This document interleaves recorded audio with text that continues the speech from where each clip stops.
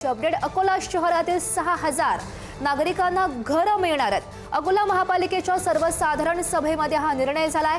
पंतप्रधान आवास योजनेसाठी अनेकांना पात्र असतानाही हक्काचं घर मिळत नव्हतं। अखेर गुंठेवारी रेग्युलर करण्यात येणार आहे। 3000 चौरस फूट पर्यंत असलेल्या गुंठेवारी जागा आता रेग्युलर केल्या जातील। तसा ठराव आज महापालिका सर्वसाधारण सभेमध्ये पास करण्यात आल्यानं तब्बल 6000 घरांचा मार्ग आता मोकळा झाल्याची माहिती स्थायी समिती सभापती विजय अग्रवाल यांनी दिली आहे। योजना 2 मध्ये सगळ्यांना घरं मिळाले पाहिजेत। त्यामध्ये त्यांना मदत करण्यासाठी अभिकर्ता महापालिकेने नेमायचा आहे। त्यांचे पट्टे राहिले असतील तर पट्टे द्यायचे आहेत, गुंठेवारीमध्ये असतील तर ते गुंठेवारी नियमन करून द्यायची आहे। या सर्व विषयामध्ये घरकुलवाल्यांना मदत करण्यासाठी आजचा विषय होता।